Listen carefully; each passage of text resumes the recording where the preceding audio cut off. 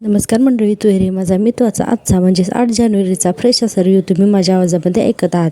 सुरुवातीला आपण पाहतोय हा राजेश जो आहे तर तो अंजली आणि आजी या दोघींना आता पाणी लावण्याचा प्रयत्न करत असतो आणि म्हणत असतो की नाही, मला काय म्हणायचे झाली असेल ईश्वरीजींच्या हातून चूक, म्हणजे कुणी मुद्दाम तर नाही ना करत, पण आजी मला काय वाटतं ना की अर्णवने एवढं ओरडायला नको होतो ईश्वरीवरती. त्यावर आजी म्हणतात हो ना, आणि अंजली म्हणते बरोबर बोलताय हो तुम्ही, आपला चिंटूसुद्धा नाहीच्या बाबतीत जरा जास्त सेन्सिटिव्ह आहे. ताजी म्हणतात माझी अगदी खात्री आहे तो फोटो ईश्वरीने आडगळीच्या खोलीत ठेवलेलाच नाही, कोणाचंही मन दुखावेल असं ती कधीच काहीच करू शकत नाही. आता अंजली सुद्धा म्हणत असते हो ना गं, केवढी सिंपल आणि इनोसंट मुलगी आहे ना गं ईश्वरी, आणि आपला चिंटू आईच्या बाबतीत हळवा आहे ना म्हणून रागाच्या बाबतीत बोलून गेला असेल हे सगळं. तर राजेश म्हणतो पण अंजली मला सांग, ईश्वरीजींना खूप वाईट वाटलं असेल ना गं या सगळ्याचं. तर अंजली म्हणते कदाचित तेवढ्यापुरतं वाईट वाटलं असेल, पण ईश्वरी असं मनाला लावून घेणारी आहे असं मला वाटत नाही. आणि हे सगळं आता अर्णव बाहेर उभारून ऐकत असतो. आजी म्हणते दुसरी कोणी असती ना ईश्वरीच्या जागी तर दिवसभर गाल फुगून बसली असती. राजेश म्हणतो हो, तशा खूप समजूतदार आहेतच ईश्वरीजी. आता अर्णव हे सगळं ऐकत असतो दाराच्या बाहेर उभारून. आता आजी म्हणतात की रागाच्या भरात जरी आपण काही कमी जास्त बोललो ना तरीही ती लावून घेत नाही मनाला बिचारी. आणि अंजली म्हणते आणि आपल्याला चिंटूसाठी एखादी घराला बांधून ठेवणारी, सगळ्याला सांभाळून ठेवणारीच तर मुलगी हवी होती ना. आजी म्हणतात अगदी तशीच आहे आपली ईश्वरी. आता हे सगळं कौतुक ऐकत असतो अर्णव आणि म्हणतो आजी आणि ताईचा किती विश्वास आहे मिस इंदोरवर, आणि तिने आम्हाला सगळ्यांना फसवलंय. आणि पुढे अर्णव म्हणतो की ती खरी काय आहे ना हे आजी आणि ताईंना जर का कळलं ना तर त्या खूपच हार्ट होतील आणि त्यांना खूप त्रास होईल असं अर्णव म्हणून आता रूममधून निघून जातो. पुढे अंजली म्हणत असते खरं तर चिंटूच्या आयुष्यात आपली ईश्वरी आहे, देवाचे आपल्याला आभारच मानायला हवे. आणि आता राजेश मनातल्या मनात म्हणत असतो की या दोघी तर ईश्वरी फॅन क्लबच्या मेंबर्स आहेत एक नंबरच्या, हे पण पागल यांच्याकडून ना मला काहीच कळणार नाही, मामींनाच विचारायला पाहिजे नेमकं काय झालंय ते, असं राजेश मनात विचार करत असतो. आता अर्णव स्टडीमध्ये येऊन बसतो. आता आपण इकडे बघतोय की अर्णव जो आहे तर स्टडीमध्ये बसून आठवत असतो आजी म्हणालेलं असतं दुसरी इच्छा मात्र तुम्ही माझी पूर्ण केली पाहिजे दुसरी लवकरात लवकर, मला पण तू पाहिजे. आणि त्यानंतर आकाशने सुद्धा सांगितलेलं असतं दादा मी काय म्हणतो, मला लवकरच काका म्हणून प्रमोशन हवंय आजीने सांगितलं त्याबद्दल लवकरात लवकर विचार कर. आता अर्णव असं हे सगळं आठवणी आठवत असतो इतक्यातच मामा तिथे येतात आणि मामा बघतात की अर्णवचा काही मूड ठीक नाही आहे म्हणून, पण मामांना यातलं सगळं काहीच माहीत नसतं की नक्की घडलंय काय म्हणून. मामा अर्णवच्या खांद्यावरती हात ठेवतात तर मामा अर्णव एकदम दचकतो आणि म्हणतो मामा तू आहेस का. मामा म्हणतात हो, काय रे बरं आहेस ना. अर्णव म्हणतो हो येस आय एम ओके. मामा म्हणतात निदान मामाशी तरी खोटं बोलू नकोस अर्णव, तुझं ना काहीतरी बिनसलंय हे मात्र नक्की हो ना. तर अर्णव म्हणतो नाही मामा असं काही नाही आहे म्हणून. आणि पुढे म्हणतो की आईच्या फोटो बघितला ना त्यामुळे. मामा म्हणतात फक्त हे एकच कारण आहे. अर्णव म्हणतो हो. आता मामांना हे काही पटत नाही. आता मामा म्हणतात अर्णव तुला एक गोष्ट सांगू, ईश्वरी हे सगळं मुद्दामून करेल असं मला अजिबात वाटत नाही आणि पुढे मामा म्हणतात की पण तोपर्यंत अर्णव त्यांना बोलूच देत नाही. आणि अर्णव म्हणतो मामा प्लीज जाऊ दे ना, आणि बरं तू कशाला आला होता ते सांग. मामा म्हणतात अरे तुझ्यासाठी ना एक फाईल ठेवली होती, ते तू चेक केलीस का हे मी विचारायला आलो होतो. त्यावर अर्णव म्हणतो नाही चेक केली, मी करतो चेक असं म्हणून मामा निघून चाललेले असतात तिथून. इतक्यातच अर्णव म्हणतो की मामा एक मिनिट. आणि अर्णव म्हणतो मामा हे मेडिसिन आजीला देशील का प्लीज. मामा म्हणतात हो. आणि आता मामा तिथून निघून चालले असतात, पण तितक्यातच मामा पुढे म्हणतात की अर्णव मी बोलतोय त्याचा तू विचार कर ईश्वरीवरती राग धरून ठेवू नकोस असं मामा अर्णवला सांगतात. पण अर्णवच्या डोक्यामध्ये काही वेगळ्याच गोष्टी असतात. मामा म्हणतात अरे ईश्वरी खूप निरागस आहे रे, असा जर का तो राग धरून ठेवलास ना तर ती ईश्वरी आहे ना आणखीन दुखावेल असं म्हणून मामा अर्णवच्या खांद्यावरती हात ठेवतात आणि तिथून निघून जातात. आता आपण यानंतर पुढचा सीन पाहतोय तो म्हणजे अंजलीचा. आपण पाहतोय अंजली जी आहे तर ती लहानपणीची तिची आणि अर्णवची सगळ्या ज्या खेळणी आहेत तर त्या घेऊन बसलेली असते आणि आई हे किती गोड आहे म्हणत असते. हे सगळं बघून तर मलाच लहान झाल्यासारखं वाटते असं म्हणून अंजली सगळ्या खेळणी आहेत ते हातात घेत असते आणि त्यात एक अर्णवचं रेकॉर्डेड अशी एक टेप रेकॉर्ड पण असते, ती सुद्धा ती प्ले करून बघते की ज्यात अर्णव ट्विंकल ट्विंकल ही पोएम म्हणत असतो. इतक्यातच अंजलीचं लक्ष जातं की ईश्वरी दारावरती उभी आहे आणि हे सगळं ऐकते म्हणून. आता अंजली लगेचच म्हणते अगं ईश्वरी तिकडे काय उभी आहेस, काय काम होतं का. तर ईश्वरी म्हणते नाही तुम्ही कामात असाल तर मी नंतर येते. अंजली म्हणते अगं नाही ग ये ना, मला ना वेळ जात नाही म्हणून मी सगळं हे असं जुनं सामान काढून बसले होते. बस ना, काय म्हणत होतीस असं अंजली ईश्वरीला तिथे बसायला सांगते. आता ईश्वरी रूममध्ये येऊन बसते आणि बोलायला लागते की ताई अहो त्या फोटोच्या मुद्द्यावरून सर अजूनही चिडलेत माझ्यावरती. आता अंजलीला पण कळत नाही की अर्णवची कसं समजूत घालावी. ईश्वरी म्हणते अंजली ताई मला तर ना काय करावं ते कळत नाही. तुम्ही अर्णव सर अगोदर चिडल्यावरती काय करत होतात. तर अंजली म्हणते बरं झालं मला विचारलं असते. मी अर्णवचं एक सिक्रेट तुला सांगते. हे बघ हा वॉकमन आहे. आमची आई ना आमच्या आवाजातल्या कविता आणि गोष्टी सगळ्या काही यामध्ये रेकॉर्डिंग करून ठेवायची, अशीच आवड म्हणून तेच हे रेकॉर्ड आहे. चिंटूच्या आवडीचा हा वॉकमन. नाही म्हटलं तरी आईच्या आठवणी आहेत ना ग. तू एक काम कर, हा वॉकमन त्याच्यासमोरच नेऊन ठेव. एका झटक्यातच तो आठवणीमध्ये जाईल बघतो. आईच्या आठवणी असल्यामुळे रागही जाईल आणि चेहऱ्यावरती हसू येईल असं अंजली सांगून तो वॉकमन जो आहे तो ईश्वरीच्या हातात देते. आता तो वॉकमन हातात घेतल्यानंतर पुढे अंजली म्हणते आणखीन एक, चिंटू कधीही रागात असला ना त्याच्याशी फार बोलायला जायचंच नाही अगं. काय होतं ना की आपलं म्हणणं ना काहीतरी वेगळंच करून त्याच्यासमोर मांडायचं. असे सल्ले अंजली आता ईश्वरीला देते आणि म्हणते की बघ अर्णव नक्की शांत होईल. आता असं म्हणल्यानंतर ईश्वरी ते वॉकमंत्र हातात घेते आणि मनात म्हणते सध्या सर माझ्याशी तर बोलायला सुद्धा तयार नाही आहेत आणि ताई म्हणतात तसं माझं म्हणणं मला त्यांच्यापर्यंत पोचवावंच लागेल. असं ईश्वरी मनात विचार करते आणि म्हणते की ताई थँक्यू, मी हा घेऊन जाते. अंजली म्हणते हो घेऊन जा. ईश्वरी म्हणत असते खरंच थँक्यू ताई असं म्हणून आता ईश्वरी तिथून निघून जाते. दुसऱ्या सीनमध्ये आपण बघतोय ईश्वरीची आई आणि बाबा एका रूममध्ये असतात आणि ईश्वरी अर्णव त्यांना जे काही बोललंय ना तर ते सगळं आठवत असतात आणि त्यांना आठवत असते की अर्णव म्हणालेला असतो की तुम्ही या फोटोमध्ये ज्या माणसाच्या मिटिंगमध्ये आहात ना तर तो माणूस माझा बाप आहे आणि तुम्ही एक अख्खी फॅमिली उद्ध्वस्त केली आहेत. असं अर्णवने इतके जे काही ब्लेम केलेले असतात तर हे सगळे आठवून ईश्वरीची रडत असते आणि तिला खूप वाईट वाटत असतं आणि तिला सतत ते अर्णवचे जे काही चेहरा आहे तर तोच आठवून ती म्हणते की नाही जमत मला हे सगळं विसरायला म्हणून. आणि आता ईश्वरीचे बाबाही तिथेच बसलेले असतात. आता ती म्हणते की खूप त्रास होतोय मला या सगळ्या गोष्टींचा. बिचारी खूप रडत असते, तिची काही चूकही नसते आणि ते म्हणते की माझ्यामुळे माझ्या लेकीचा संसार मोडेल की काय अशी भीती वाटते मला सारखी. आता अर्णवच्या बाबा सुद्धा हेल्पलेस असतात आणि ईश्वरीची आई म्हणत असते खूप हेल्पलेस असल्यासारखं वाटतंय मला काय करावं ना काहीच कळत नाही असं ती म्हणून खूप रडत असते. ती समोर अशी बेडवरती बसलेली असते आणि पुढे आता ती अर्णवच्या बाबांकडे तोंड करून म्हणते की अहो मी अर्णवकडे आज गेलेले होते. आता ईश्वरीची आई सांगते की काय होणार आहे पुढे काय माहिती, खूप रागात आहे तो. अर्णव इतके चिडलेले आहेत की मला असं म्हणाले की तुम्ही निर्दोष असल्याचा पुरावा घेऊन या म्हणून. आता कुठून आणणार आहे मी पुरावा असं ईश्वरीची आई म्हणते आणि पुढे म्हणते की नाही पण मलाच आता काही ना काहीतरी करावंच लागणार आहे. आणि ती म्हणत असते की पण मी आता काय करू नक्की, मी कुठून आणू तो पुरावा आणि या सगळ्यामध्ये माझा काहीच दोष नाही आहे. हा असा पुरावा मी कुठून आणू, तेही इतक्या वर्षापूर्वीचा. हे सगळं ईश्वरीची आई तिच्या वडिलांना सांगत असते आणि म्हणते की मला आता काहीच कळत नाही काय करावं ते. आणि पुढे अचानकच पण ईश्वरीची आई पुढे म्हणते पण हे सगळं कुणी आणि कशासाठी घडवून आणलं हे सगळं ना मी शोधून काढणार, मी नक्कीच शोधून काढणार असं ती ईश्वरीच्या बाबांकडे बघून म्हणत असते. आणि ईश्वरीचे बाबा तिला काहीतरी खुणवत असतात. ती म्हणते काय दाखवताय तुम्ही. आता तिच्या लक्षात येतं की ईश्वरीचे बाबा टेबलकडे खुणवत आहेत म्हणून. तर ती म्हणते ड्रॉवरमध्ये काय आहे का. तर ईश्वरीचे बाबा चेहऱ्यांची हालचाल करत असतात. ती म्हणते बरं मी ड्रॉवरमध्ये बघते. तर ती दाखवते की हा टेबल का, तर हा ड्रॉवर का तर ती खुणेने सांगतात की तो ड्रॉवर म्हणून. आणि आता तिथे एक फाईल असते तर ती ग्रीन कलरची फाईल दाखवते. तर तिचे बाबा म्हणतात नाही ही नाही आहे फाईल. आता त्याच्या खालच्या एक गोष्टी काढून अर्णवचे ईश्वरीचे बाबा आहेत ना तर ते दाखवत असतात. आता तिथे लिहिलेली असते 12 खडी आणि मग ईश्वरीची आई म्हणते अहो 12 खडी हवी आहे का तुम्हाला, तर ते हो असं म्हणतात. आता ती आणते म्हणून ती 12 खडी जी आहे तर ती ईश्वरीच्या बाबांजवळ घेऊन येते आणि म्हणते अहो तुम्हाला काही सांगायचं आहे का. त्यावरती ते बाबा हो म्हणतात. आता आणि त्यांना आठवतं की ईश्वरीची आई म्हणालेली असते की ईशू अगं हे सगळं काय येते, आणि ईश्वरी म्हणालेली असते की अगं बाबांना जे काही म्हणायचं आहे ना ते जाणून घ्यायचा प्रयत्न करतोय आम्ही या बाराखडीच्या मदतीने. आता ईश्वरीची आई म्हणते बरं एक एक अक्षरावरती मी बोट ठेवते आणि तुम्ही सांगाल तिथे मी थांबते.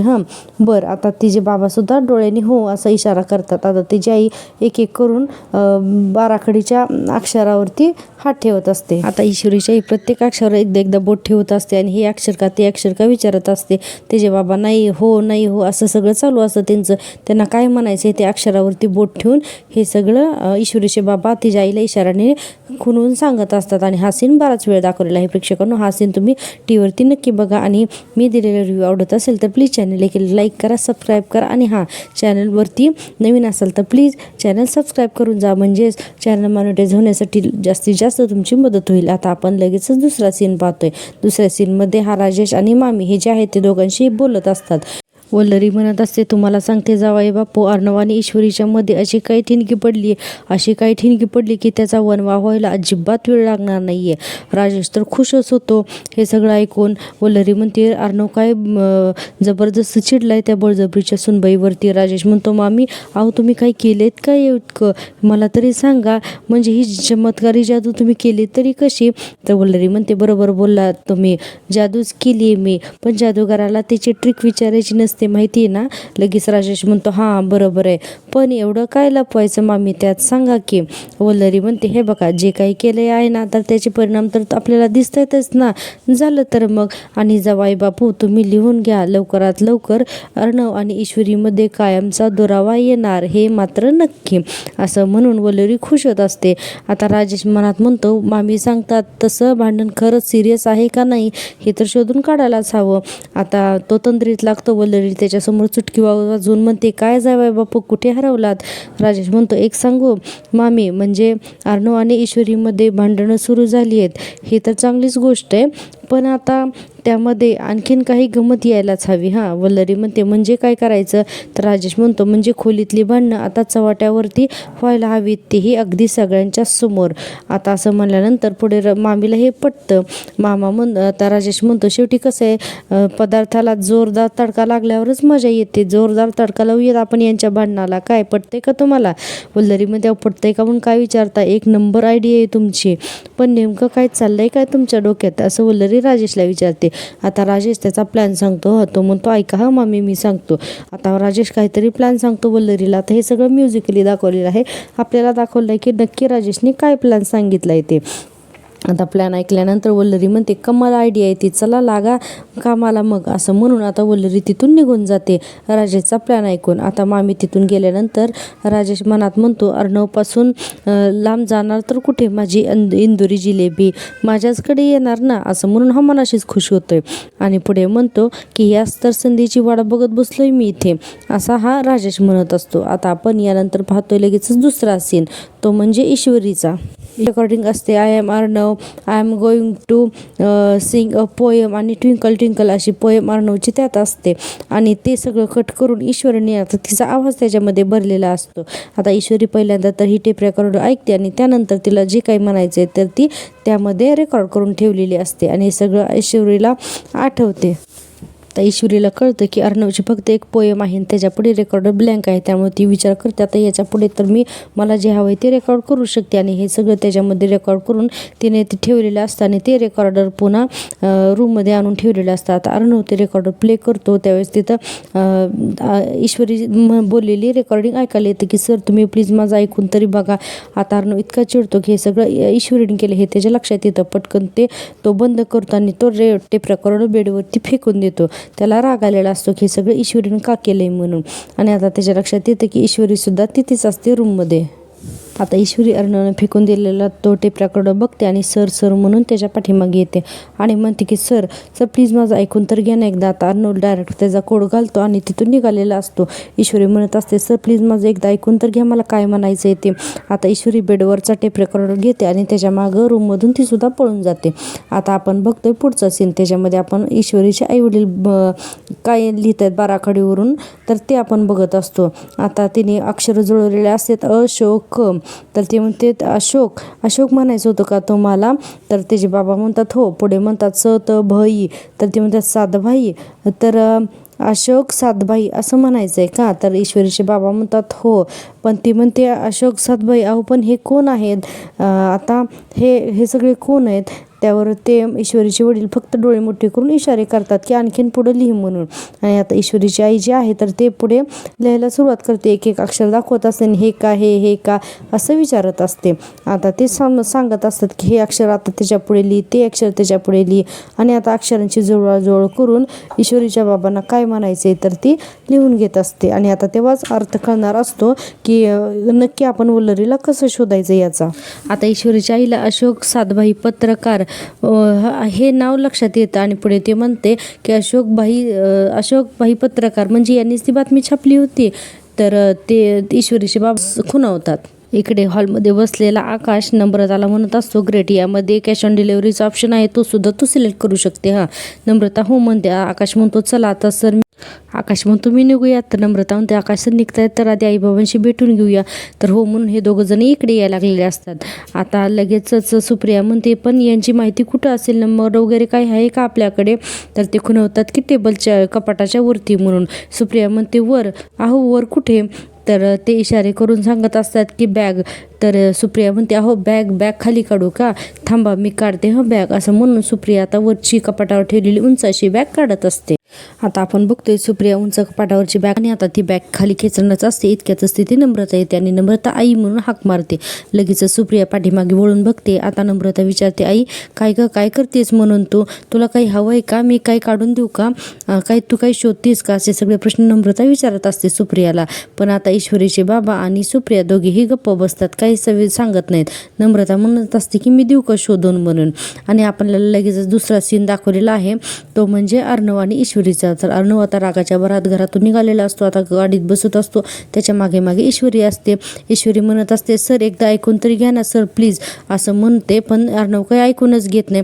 ईश्वरी आता लगेचच ते टेप रेकॉर्ड जे आहे तर ते प्ले करून गाडीमध्ये ठेवते. तर अर्णव लगेचच दरवाजा बंद करतो आणि गाडीचा दरवाजा बंद करून तो तिथून निघून जातो.